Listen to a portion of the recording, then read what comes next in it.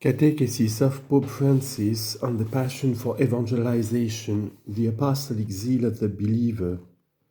9 witnesses, the martyrs. After talking about evangelization and talking about apostolic zeal, and after considering the witness of St. Paul, the true champion of apostolic zeal, today we turn our attention not to a single figure, but to the host of martyrs, men and women of every age, tongue and nation, who gave their life for Christ, who shed their blood to confess Christ.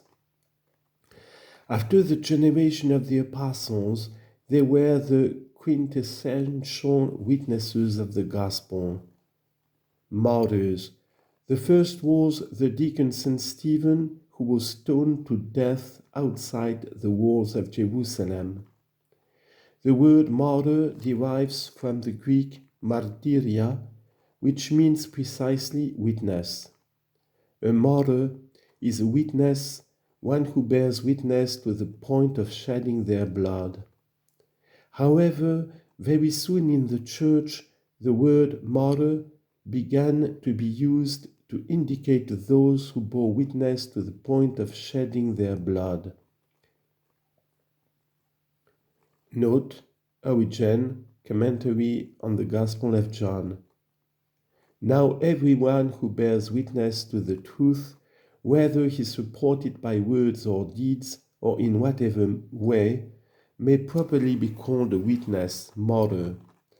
But it has come to be the custom of the brotherhood, since they are struck with admiration of those who have contended to the death for truth and valor, to keep the name of martyr more properly for those who have borne witness to the mystery of godliness by shedding their blood for it. End of the quote. That is, at first the word martyr meant giving daily witness. However, it was later used to indicate those who give their life by shedding their blood. St. Augustine often underlines this dynamic of gratitude and the gratuitous reciprocation of giving. Here, for example, is what he preached on the feast of St. Lawrence. He performed the office of deacon. It was there that he administered the sacred chalice of Christ's blood, there that he shed his own blood for the name of Christ. The blessed Apostle John clearly explained the mystery of the Lord's Supper when he said, "Just as Christ laid down his life for us, so we too ought to lay down our lives for the brethren." 1 John chapter 3, verse 16. St. Lawrence understood this, my brethren, and he did it, and he undoubtedly prepared things similar to what he received at that table.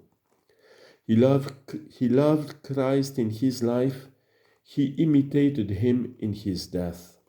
End of the quote of St. Augustine, Sermon 304. In this way, St. Augustine explained the spiritual dynamism that inspired the martyrs with these words: martyrs love Christ in his life and imitate him in his death. Today, dear brothers and sisters, let us remember all the martyrs who have accompanied the life of the Church. As I have already said many times before, they are more numerous in our time than in the first centuries.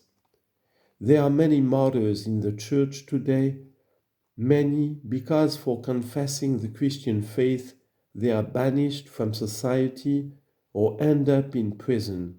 There are many.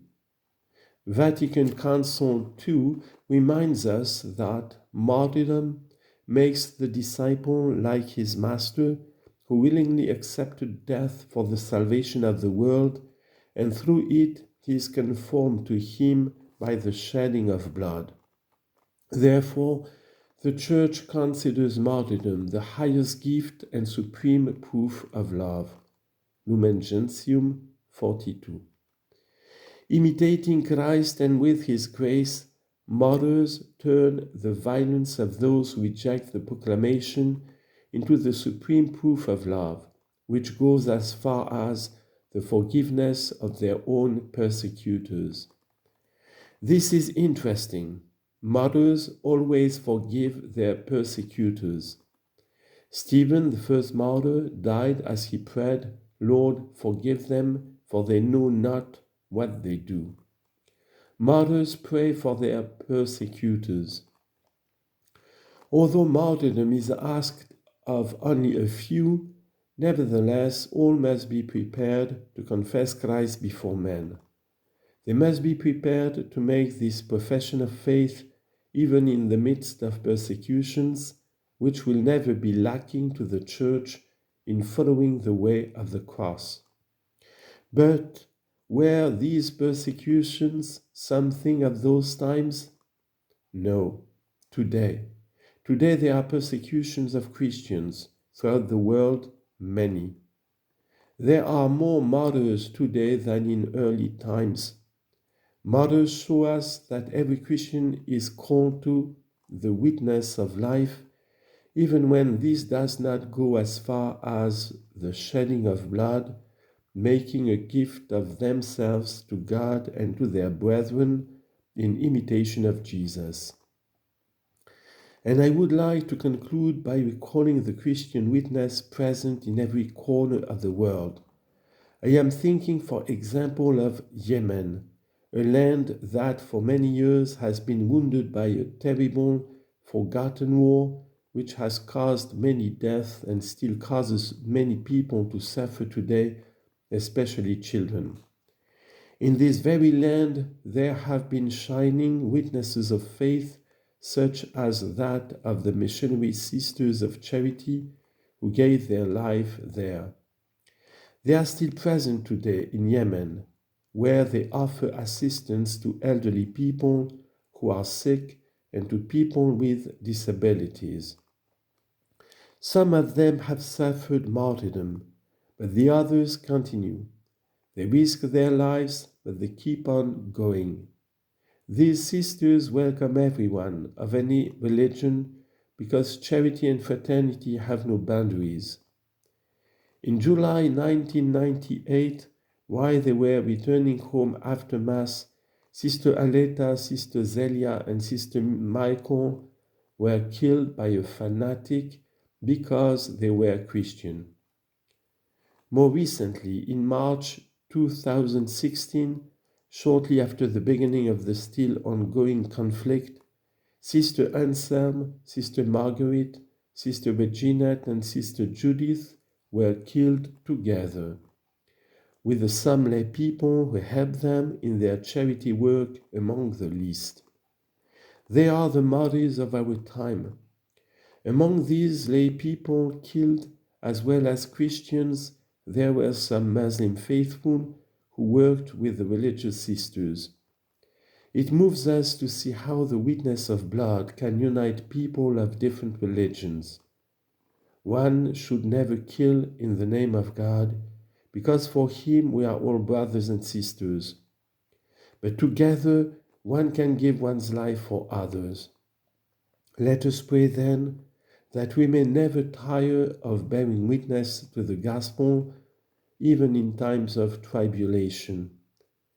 May all the holy martyrs be seeds of peace and reconciliation among peoples, for a more human and fraternal world, as we await the full manifestation of the kingdom of heaven, when God will be all in all.